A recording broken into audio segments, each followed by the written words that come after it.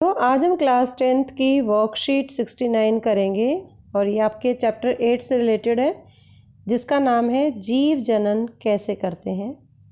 पिछली वर्कशीट में हमने मेल और फीमेल रिप्रोडक्टिव पार्ट्स के बारे में बात की थी। अब उसी को थोड़ा कंटिन्यू है, ये उसी चैप्टर से रिलेटेड। पहले हिंदी मीडियम स्टूडेंट्स के लिए होगी, उसके बाद इंग्लिश में होगी। तो आइए शुरू करते हैं। जैसे आपने देखा कि जो नर मादा युग्मक है वो होता है शुक्राणु, और मादा युग्मक है वो होता है अंडा, जिसको हम अंडाणु भी कहते हैं। अगर क्या होता है, जब एक अंडे का निषेचन नहीं होता है तो क्या होगा? अगर निषेचन हो जाता है तो फीमेल प्रेग्नेंट हो जाती है, वो भ्रूण में बदल जाता है पूरा का पूरा युग्मनज, और इस तरह से एक बच्चा है वो जन्म लेता है। लेकिन अगर अंडा निषेचित नहीं होगा तो क्या होगा? अगर अंडा निषेचित नहीं किया जाता है तो लगभग 1 दिन तक वो जीवित रहता है।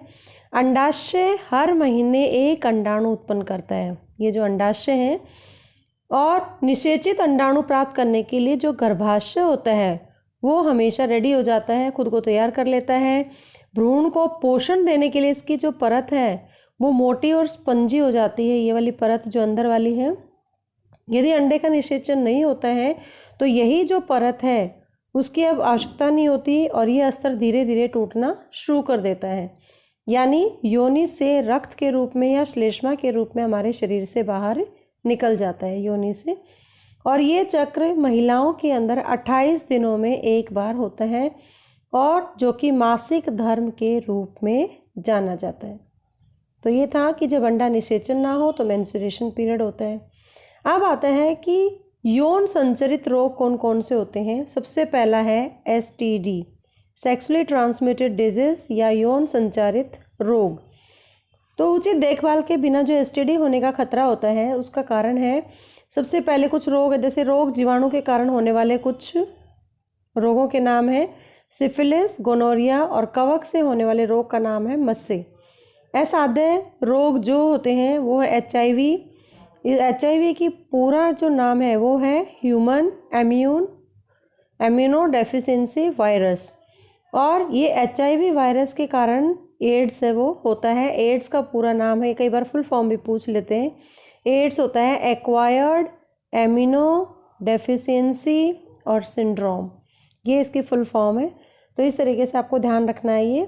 उसके बाद आता है कि परिवार निरोधन या गर्भ निरोधन के तरीके क्या हैं और एक प्रजनन स्वास्थ्य क्या है, इसके बारे में बात करेंगे।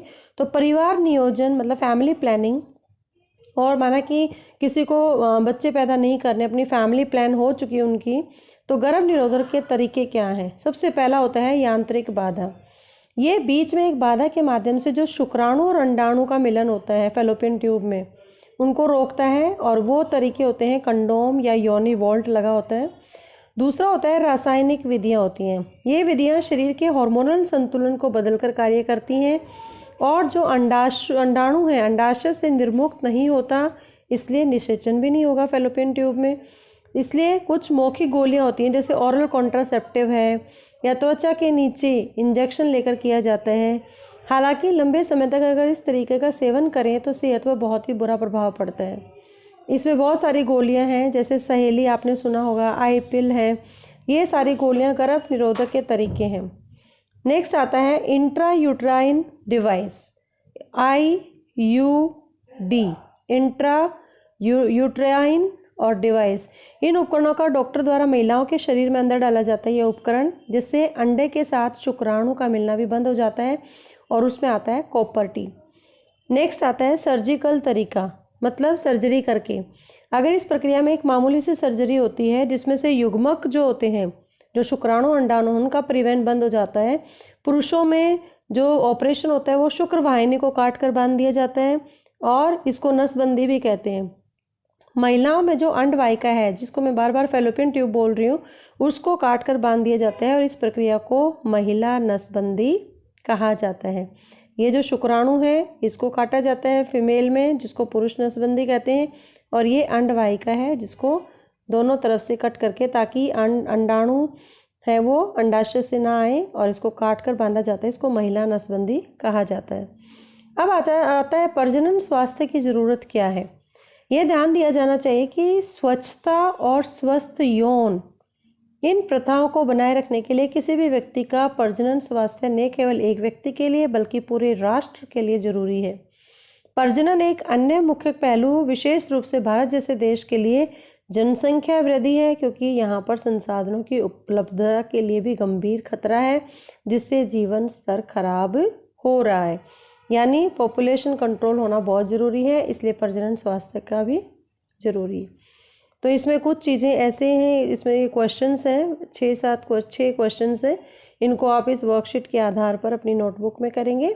लास्ट में आता है अलैंगिक प्रजनन के अंदर भी उत्तक संवर्धन का, ये जो पहले हो चुका है इसमें, लेकिन थोड़ा इसको एक्सप्लेन किया गया है इस वर्कशीट के अंदर। जो अलैंगिक प्रजनन होता है सूक्ष्म वर्धन में, जो पौधे का जो बढ़ता हुआ सिरा होता है उसके उत्तक को हटाकर या कोशिकाओं को अलग कर नए पौधे का निर्माण होता है। कोशिकाओं को एक कृत्रिम माध्यम में रखा जाता है ताकि उनको पर्याप्त मात्रा में वो पोषक तत्व मिले, और ये कोशिकाएं जिनको हम कैलस कहते हैं, एक छोटे से समूह को बनाने के लिए तेजी से डिवाइड होती रहती हैं। कैलस को दूसरे माध्यम में स्थानांतरित किया जाता है, जिससे वृद्धि और विभेदन के लिए हार्मोन होते हैं। इसके पश्चात पौधे को मिट्टी में रखा जाता है और उसको जब तक वो मैच्योर होता है उस पौधे को विकसित होने दिया जाता है वहाँ पर। फिर सूक्ष्म वर्धन से रोग मुक्त परिस्थितियों में एक जनक यानी एक पौधे से, जो पेरेंट पौधा है, उससे कई सारे पौधे उगाए जा सकते हैं। और यह तकनीक आमतौर पर आप देखोगे जितने भी सजावटी पौधे हैं उनके अंदर इसका इस्तेमाल किया जाता है। Now the time for the English medium students, and today's worksheet is worksheet 69 for the class 10th, and this is chapter 8, how do organisms reproduce. And we have studied in the previous worksheet that the male gametes are called shukranu, or you can say sperm, and female gamete is called egg.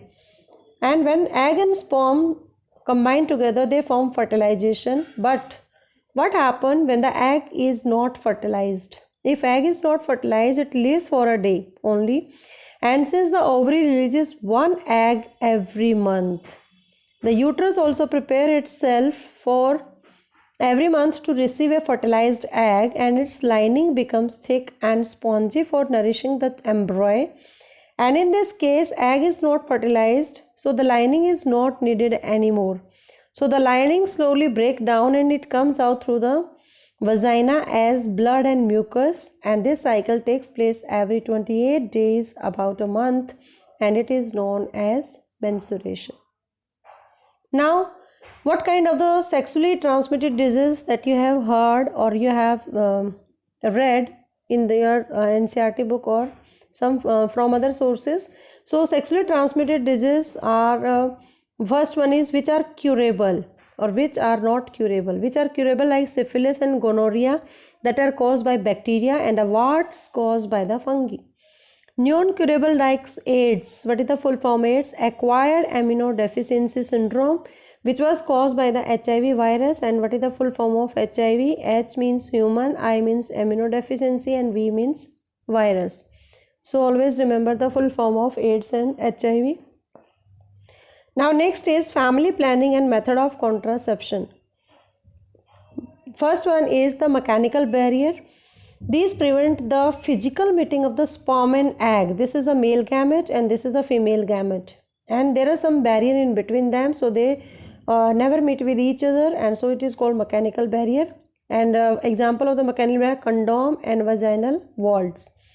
Second is chemical method. In this method act by changing the hormonal balance of the body such that eggs are not released, and so fertilization does not occur.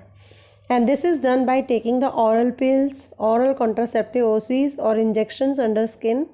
However, this method has some side effects on the health if taken for a long time. For example, pills like Saheli and I-pill. These are the example of the chemical methods. Third one is the intrauterine devices, IUD, and these devices are inserted inside the body of the woman by the doctor, and thereby preventing the meeting of sperm with the egg. For example, copper T. Fourth one is the surgical method. It helps to block gamete transport by some minor surgery, and surgery in the males, if the vas difference is cut and tight, this process is vasectomy, and in the females fallopian tube is cut and tied, and this process is called tubectomy. Tubectomy is the process taking place in the female, and the vasectomy is the process taking place in the males for contraceptive methods. And another is why there is a need of good reproductive health. Good reproductive health of the individual by maintaining the hygiene and the healthy sexual practices is not necessary only for the person, but for a flourishing nation too. And another major aspect of the reproduction is the population. Increase in the population for the country like India, as there poses a great threat to the resources available, causing the poor living standard of the people. So family planning is required in India. And another is there is some method of asexual reproduction like the tissue culture or micropropagation.